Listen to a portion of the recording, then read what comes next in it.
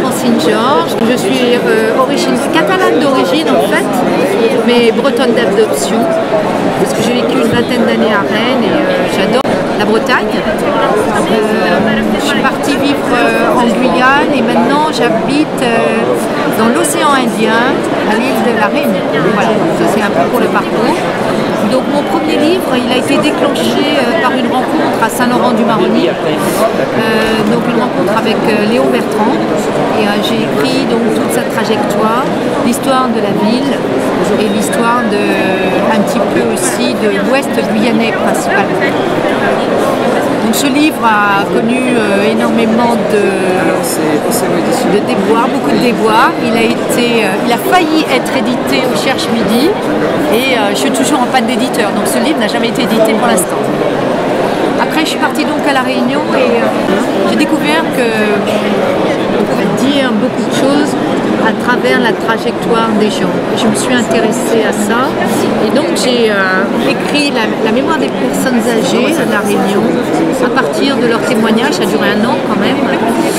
Il s'appelle Eau de café à fleur de mémoire et qui retrace la vie de ces personnes, on va dire des années 20 aux années 50.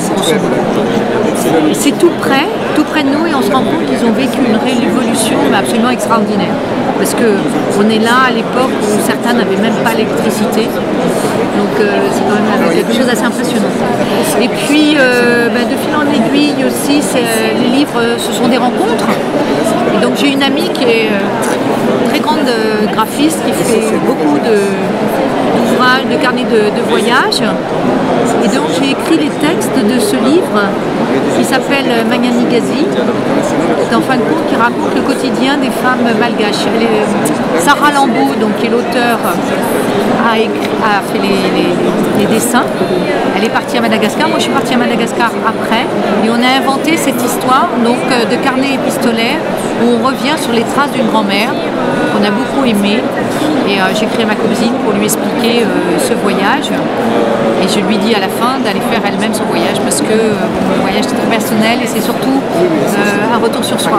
On a obtenu le prix, comment dirais-je, Médecins sans frontières à la Biennale de Clermont-Ferrand en 2010 avec cet ouvrage, qui est magnifique. Hein, je vous invite à le découvrir. Donc c'est par thème, c'est toujours la même chose, c'est par thème.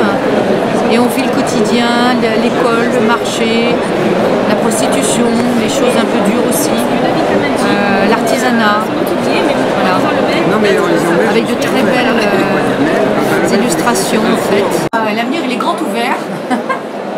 L'avenir en fait, je viens d'éditer une revue qui s'appelle Bas de Carré, donc une très belle revue qui est distribuée gratuitement à La Réunion à 15 000 exemplaires.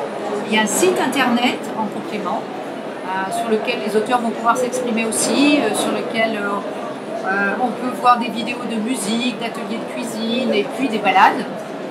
Et si vous voulez, ce magazine, c'est en fin de compte la mise en valeur de tout ce qui se passe à La Réunion sur le plan culturel, touristique, on fait un tour du patrimoine aussi. Et puis il y a une ouverture sur le monde en fait. Donc on va voyager un peu partout. Allons Bas de Carré, ça veut dire allons se promener. Donc c'est une balade